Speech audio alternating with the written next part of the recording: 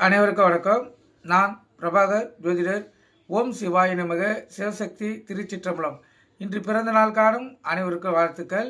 இறைவனுடைய அருள் பரிபூர்ணமாக உங்களுக்கு கிடைக்கட்டும். அதே போல இன்று திரும்ப நாள் காணும் அனைவருக்கும் வாழ்த்துக்கள். இறைவனுடைய அருள் பரிபூர்ணமாக உங்களுக்கு கிடைக்கட்டும். உங்களுடைய மனம் எதை எண்ணி ஆசைப்படுகிறதோ அந்த ஆசை நிறைவேறட்டும் என்று எம்பெருமான் சிவபெருமானிடம் அடியேன் வேண்டிக் கொள்கிறேன். இப்போ நான் என்ன சொல்ல போறேன்னா, இந்த சட்டியில் இருந்தால் அகப்பையில் வரும் பழமொழி கேள்விப்பட்டிருப்பீங்க. ஏற்கனவே ஒரு வாட்டி சொல்லிருக்கேன். இதன் அர்த்தம் பார்த்தீங்கன்னா, சட்டியில் இருந்தால் அகப்பையில் வரும் என்பது நம்முடைய வழக்கமாக வரும் ஒரு சாதாரண பழமொழியாகும்.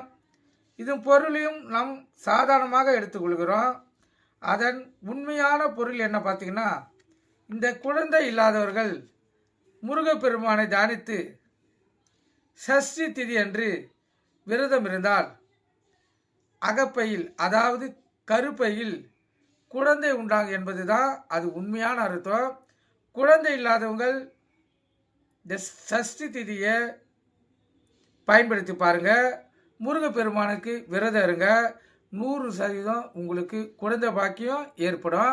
அதே போல் குழந்தை பிறக்க மட்டும் சத்தான காய்கறிகளை சாப்பிடுங்க.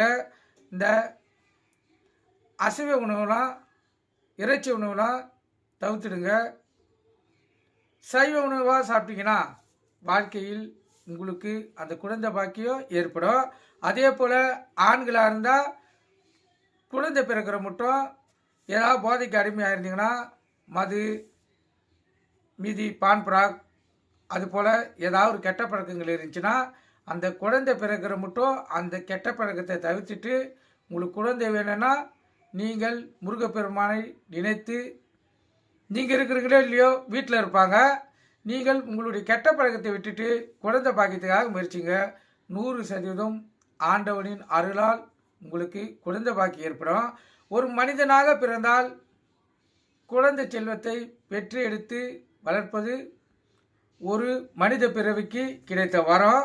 அந்த வரத்தை சில பேர் அவங்களாகவே அந்த வரம் கிடைக்காமல் தவிர்த்துக்கிறாங்க. அதை தவிர்த்துட்டு குழந்தை இல்லாதவங்க முயற்சிங்க.